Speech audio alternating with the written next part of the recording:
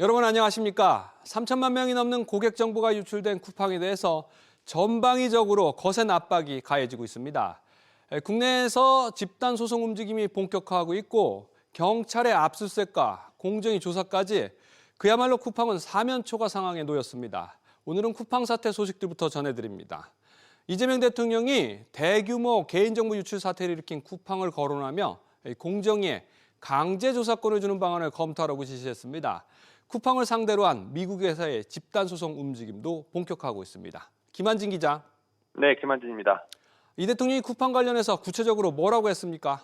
네, 이재명 대통령이 비공개 회의에서 경제적 제재를 통한 처벌 현실화를 위해 강제 조사권을 주는 방안을 검토하라고 지시했습니다. 강효정 대변인은 이 대통령이 공정위에 강제 조사 권한 부여가 가능한지 조원철 법제처장에게 물었다고 전했는데요.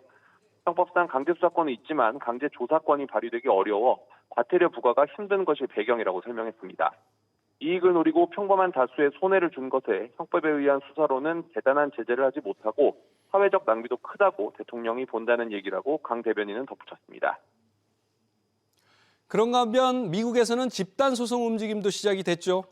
네, 법무법인 대륜의 미국 현지법인인 SJKP가 쿠팡 모기업인 쿠팡 INC를 상대로 뉴욕 연방법원에 소비자 집단 소송을 제기하겠다고 발표했습니다. 김국일 대륜 경영대표는 한국이 소비자 배상에 집중한다면 미국에서는 상장사 지배구조 실패와 공시 의무 위반을 다룰 것이라고 예고했습니다. 칼 허쉬버그 SJKP 변호사는 쿠팡 본사가 지주회사를 넘어 정보보안과 개인정보 보호, IT 인프라 투자 등에서 실질적 의사결정을 했다는 인과관계를 밝히는 게 핵심이라고 설명했습니다. 이런 가운데 서울경찰청 사이버수사과는 송파구 쿠팡 본사 사무실 압수수색 강제수사에 돌입해 개인정보 유출 자료를 확보 중이라고 밝혔습니다. 경찰은 쿠팡 유출 개인정보 직접 악용 사례와 유출을 소재로 한 범죄 여부도 실시간 확인하고 있습니다.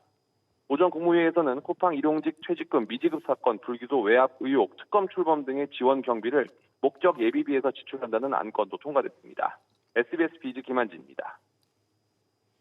이처럼 경찰 수사에다 미국에서도 집단 소송 움직임이 본격화하고 있는 상황에서 공정위까지 쿠팡을 정조준하고 나섰습니다. 이번 대규모 정보 유출 사태 이후 복잡한 탈퇴 절차가 논란이 됐는데요. 공정위가 쿠팡에 자진 시정안 제출을 요청했고 관련법 저촉 여부도 들여다보고 있습니다. 이어서 최지수 기자입니다. 쿠팡을 탈퇴하기 위해선 그 이유에 대한 주관식 설문조사 등 6단계를 거쳐야 한다는 논란이 커지자 공정위가 쿠팡에 자진 시정안 제출을 요청했습니다. 마이쿠팡, 회원정보 수정 등에 접속한 뒤에야 가장 하단 좌측에 탈퇴 버튼을 겨우 찾을 수 있습니다. 소비자를 교묘히 속이는 다크 패턴의 대표 유형 중 하나입니다. 스크롤을 한참 내려야 작은 해지 버튼을 찾을 수 있고 선택할 수 있는 항목 간에 크기나 모양이나 색깔 등의 일부러 현저한 차이를 둬서 눈에 띄지 않게 하는 그런 부분에서 다크 패턴의 한 유형에 해당할 수 있다. 탈퇴 과정에서 비밀번호를 2번 입력하게 만드는 것도 다크 패턴 유형 중 하나인 반복적 간섭으로 간주될 수 있습니다. 유료 멤버십을 취소하려면 새벽 배송 혜택이 사라져요 등 혜택 박탈 멘트가 반복적으로 나타납니다. 지난 7일 쿠팡이 4단계로 일부 절차를 간소화했지만 고객 사과문 링크에 광고 문구가 노출되는 등 미흡한 대처가 계속되면서 일일 이용자 수가 나흘 만에 181만 명 감소했습니다. 소비자들을 더 실망하게 만들고 불매운동처럼 더 이상 이제 이 커머스를 이용하지 않으려고 하는 그런 소비자나 고객이 생길 수 있을 만큼의 그런 영향으로 더 확대되지 않을까. 2차 피해 우려 목소리가 나오는 가운데 개인정보 유출 배상보험에도 최소 한도로만 가입한 사실이 드러나며 안일한 대처란 비판을 피하기 어려운 상황입니다. SBS 비즈 최지수입니다. 계속해서 다음 소식들 전해드리겠습니다. 미국 기준금리 결정을 앞두고 코스피가 숨고르기에 들어갔습니다. 외국인이 매도로 돌아섰고 국내 증시를 이끌던 반도체와 자동차주들이 주춤하면서 관망세를 보였습니다. 최은아 기자. 네, 최은아입니다. 코스피 오늘 소폭 조정을 받았군요. 네, 이틀 연속 1% 넘게 올랐던 코스피는 0.27% 하락하며 4,143.55의 거래를 마감했습니다. 이 거래일 동안 순매수했던 외국인이 1,000억 원 가까이 매도하면서 주춤했는데요. 미국 연방공개시장위원회 FOMC 회의를 앞두고 경계감이 강해지며 뉴욕 증시가 하락 마감한 영향으로 풀이됩니다. 기준금리는 0.25%포인트 인하 전망이 우세하지만 그 이후 제롬 파월 미 연준 의장이 퇴임하는 내년 5월까지 추가 인하가 없을 것으로 시장은 보고 있습니다.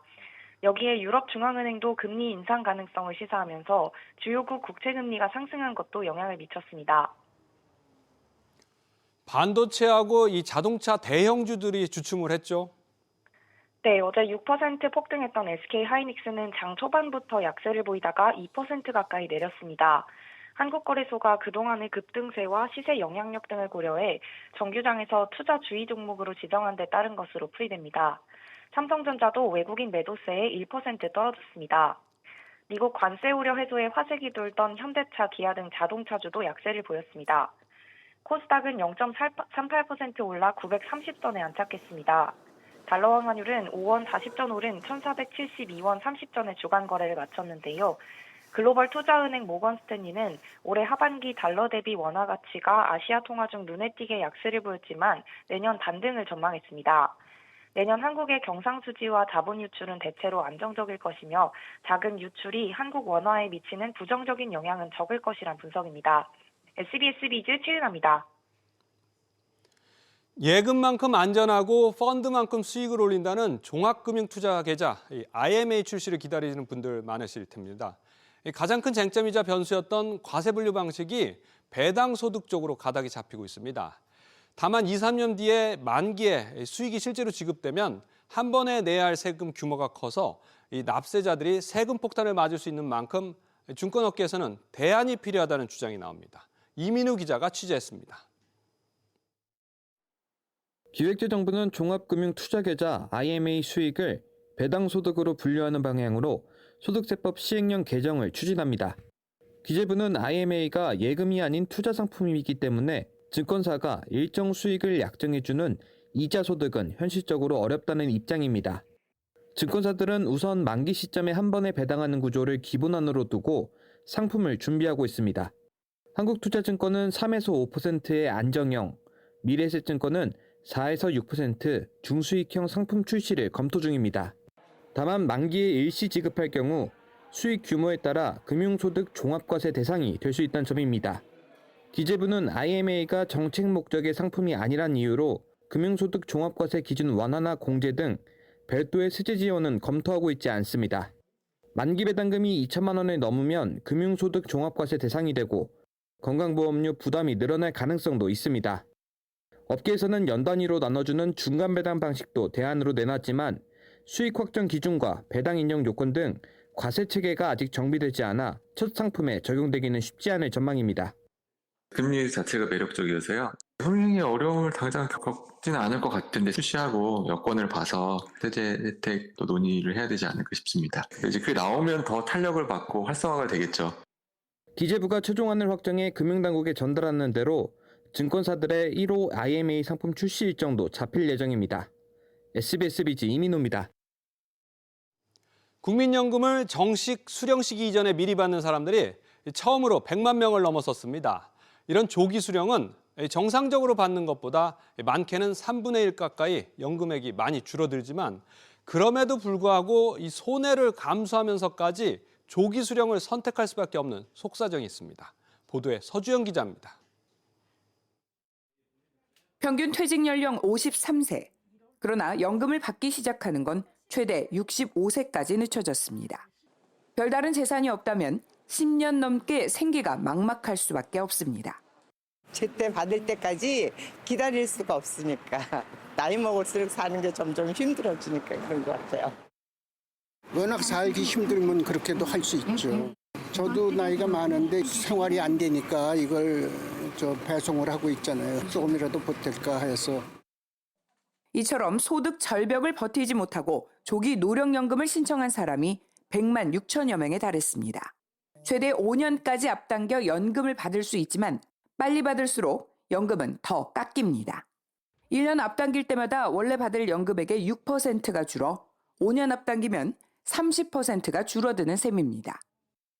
경기가 안 좋은 상황에서는 계속 늘 가능성이 많습니다. 연금 구조 수급 관계를 개편을 하고 수익률도 높이고 정년 연장을 포함해서 정부가 적극적인 노력을 국제통화기금 IMF를 비롯해 연금 수급 개시 연령을 68세까지 높여야 한다는 목소리가 나오는 가운데 정년 연장 논의는 노사 이견이 팽팽한 상황이어서 퇴직 후 소득 공백 문제는 한동안 지속될 전망입니다. SBS 비즈 서주연입니다.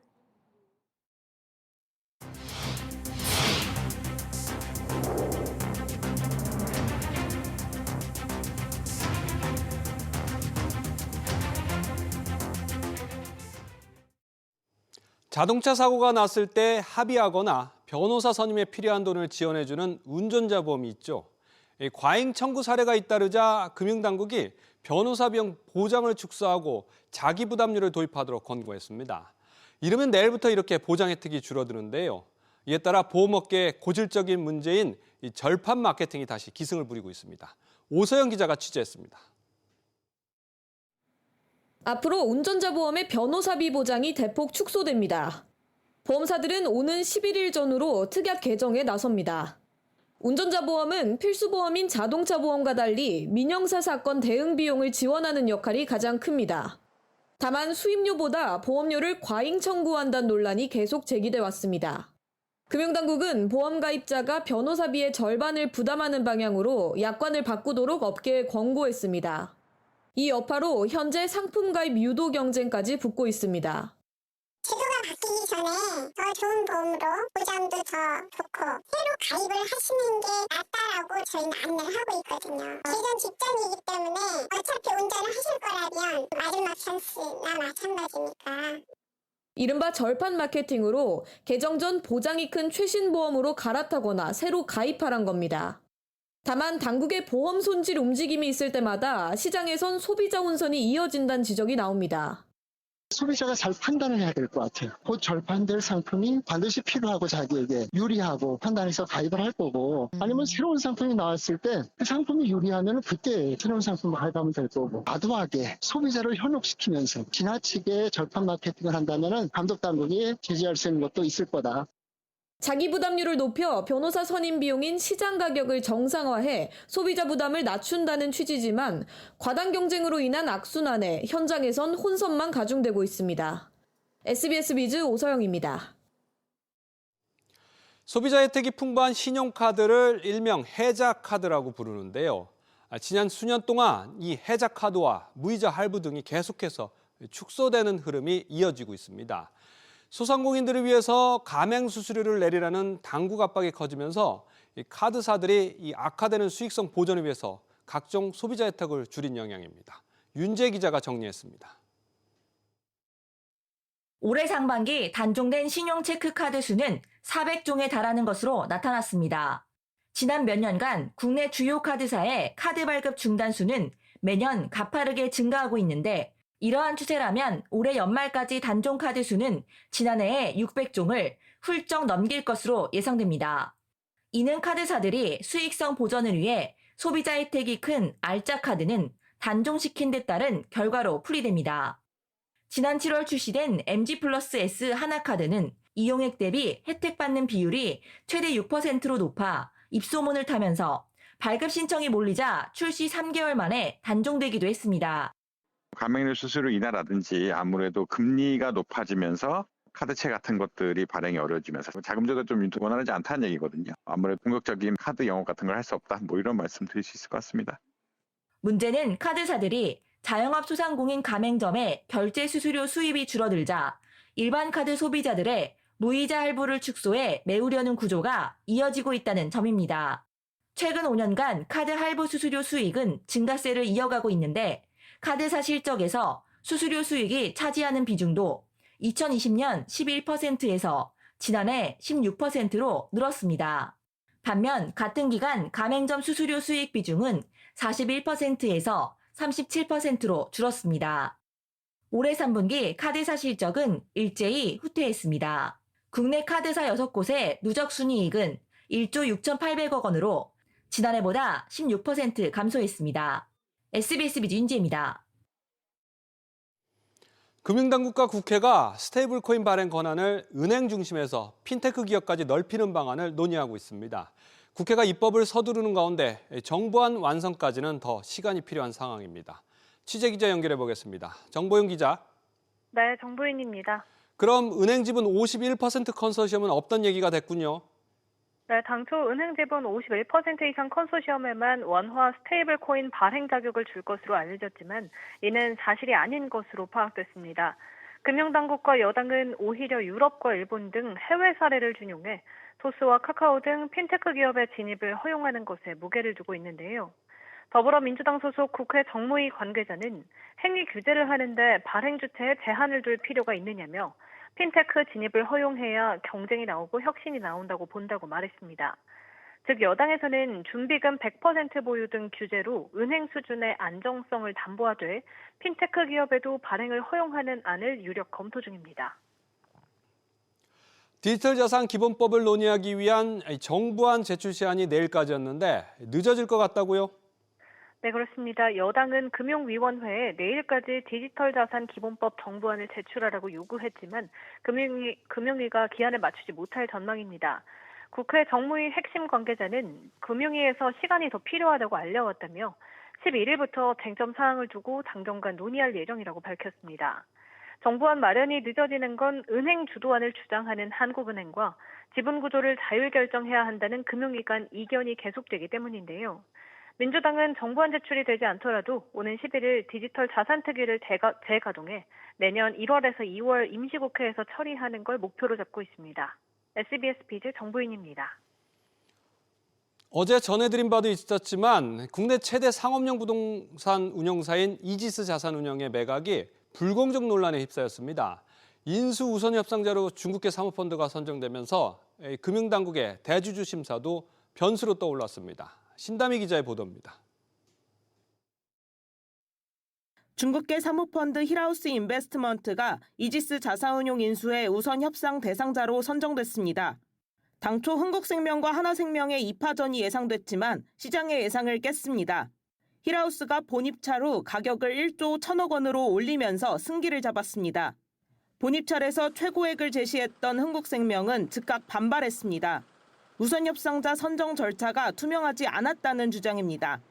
매각 주관사는 당초 본입찰 후 다시 가격 경쟁을 붙이지 않겠다고 공언했지만 실제로는 힐하우스의 인수 희망가를 높여달라고 요청했다는 입장입니다. 흥국생명은 자사의 입찰 금액 유출 가능성을 의심하지 않을 수 없다며 법적 대응을 예고했습니다. 금융당국의 대주주 적격성 심사도 관건입니다. 금융회사는 최대 주주가 변경될 때 반드시 금융위원회의 심사를 받아야 합니다. 흥국생명이 힐하우스의 우선 협상자 선정에 가처분 신청을 제기할 경우 심사가 미뤄질 수 있습니다. 방어할 수 있는 어떤 명분과 또 논리가 충분히 있어야 된다고 생각합니다. 안 그러면 이것은 계속 스노우볼처럼 의혹이 계속 커질 수밖에 없기 때문에 조기에 대응을 해서 선정 과정의 어떤 투명성을 제고했다라는 것들을 확실하게 좀 밝혀야 될 거라 생각합니다. 이지스 자산운용의 인수를 둘러싼 흥국생명과 힐하우스의 분쟁은 장기전으로 접어들 전망입니다. SBS 비즈 신다입니다. 게임과 전통문화유산, 언뜻 보면 어울리지 않는 조합인데요. 최근 게임사들이 문화유산 지킴이를 자처하면서 이 전통문화 보존이나 협업에 적극적인 행보를 보이고 있습니다. 어떤 이유가 있는 건지 안지혜 기자가 취재했습니다. 덕수궁 돈덕전에 귀여운 쿠키 캐릭터들이 등장했습니다.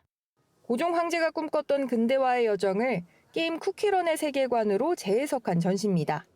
대한제국의 이상향을 500종의 쿠키와 함께 담아낸 서울 상상화와 한국전쟁 때 유실된 후 장인의 손으로 다시 태어난 대한국세 복원품 등 구성이 이채롭습니다. 쿠키런으로 그러니까 이렇게까지 다양한 이야기를 되게 재밌게 풀어낼 수 있구나라고 하는 부분이 또 이제 감명 깊을 수 있을 것 같아요. 이런 캐릭터 IP가 지금 한국에도 굉장히 중요한 아젠다라고 생각을 합니다. 유명 게임 리그 오브 레전드의 개발사인 라이엇 게임즈는 국가유산청에 기부한 후원금이 100억 원을 넘어선 첫 번째 기업입니다. 게임사 넥슨은 지난달 경복궁 생물방에서 넥슨 게임과 전통공예의 만남을 다룬 전시를 열기도 했습니다. 게임사들은 왜 이토록 전통문화에 공을 들일까? 전문가들은 단순한 사회공헌을 넘어서서 게임이 곧 문화라는 권위 확보를 위한 고도의 경영 전략으로 풀이합니다. 우리나라 문화유산을 소중히 하고 글로벌 시장에 알리기 위해서 공헌하는 기업, 이러면 이미지 좋잖아요. 실리적인 이유도 있습니다. K전통에 대한 관심이 높아지면서 하나의 게임 소재로서도 이용자 소구력이 높다는 겁니다. 젊은 층이 얘기하는 이서빌리티를 높이기 위해서라도 역사 소재라든지 이런 거는 충분히 게임 콘텐츠로 삼을 만한 그런 정도가 되었다라고 보여지죠.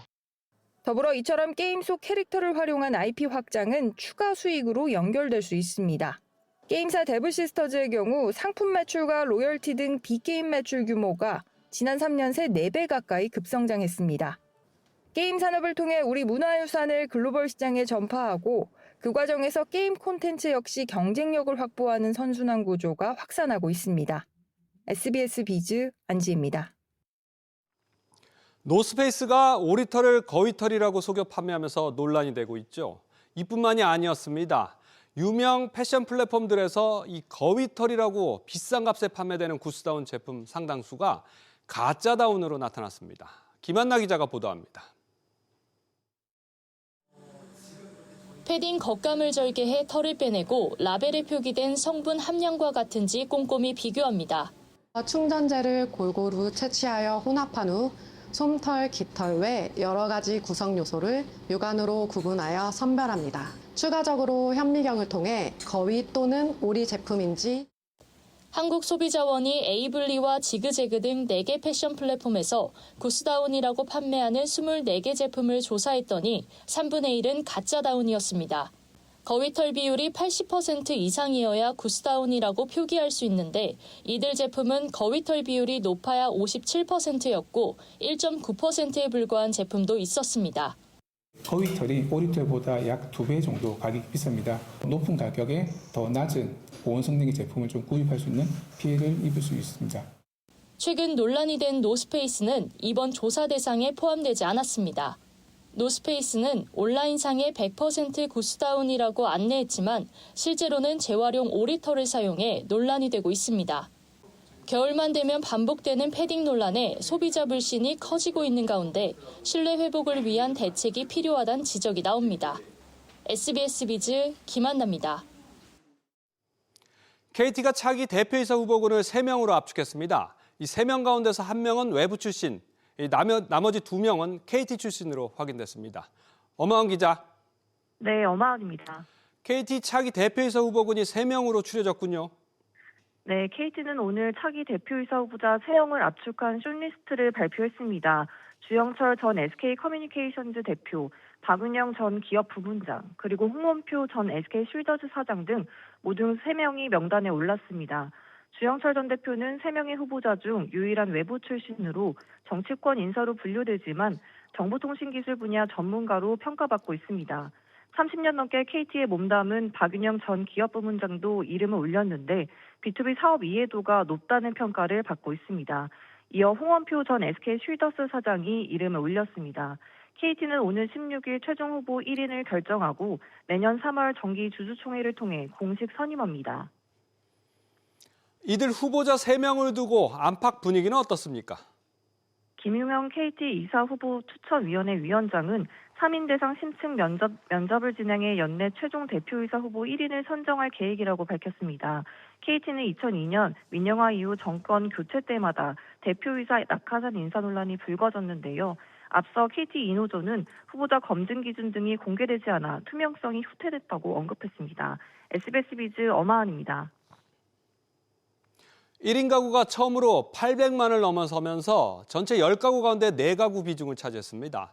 1인 가구의 소득과 자산은 전체 평균 수준에 미치지 못했고 또 외로움을 느낀 이들이 훨씬 많았습니다. 자세히 들어보겠습니다. 지웅배 기자, 나 혼자 산다. 우리나라 1인 가구가 800만을 넘었다고요? 네, 국가데이터청은 지난해 1인 가구가 804만 5천 가구로 집계됐다고 밝혔는데요. 비중으로 따지면 36.1%로 이번에도 역대 최대치를 경신했습니다. 결혼 건수가 반등했지만 여전히 절대적으로 부족하고 고령화 영향이 크다는 게 데이터처 설명입니다. 연령별로 보면 2022년까지 29세 이하가 가장 많았으나 이듬해부터 70세 이상이 역전했습니다. 70세 이상은 지난해에도 19.8%로 가장 큰 비중을 차지했습니다. 여성에서 연령별 차이가 더 두드러졌는데 70세 이상은 29.0%인 반면 가장 적은 40대는 9.0%에 그쳤습니다. 남성에선 1인 가구가 대체로 고른 가운데 39세 이하 비중이 높았습니다. 1인 가구, 이 경제적으로도 여유롭진 않겠죠? 네, 연소득 3천만 원 미만이 53.6%로 지난해보다 다소 나아졌지만 여전히 절반을 넘는 수준이었습니다. 기초생활보장수급 가구 중 1인 가구 비중도 74.2%로 10년째 증가세입니다. 물론 고령인구 유입으로 1인 가구 주택 소유 비율은 32.0%로 소폭 늘었는데요. 이 역시 전체 가구 56.9%와 비교하면 턱없이 부족한 수준이었습니다. 이런 가운데 1인 가구가 상대적으로 사회와 단절돼 있고 외로움도 큰 것으로 나타났는데요. 몸이 아프거나 돈이 필요할 때 도움받을 사람이 6%포인트가량 전체 가구보다 적었고 절반 가까이가 자주 혹은 가끔 외로움을 느꼈습니다. 1인 가구의 주말 여가 활동 가운데 가장 큰 비중을 차지한 것은 동영상 콘텐츠 시청으로 76%에 달했습니다. SBS 비즈 지웅배입니다.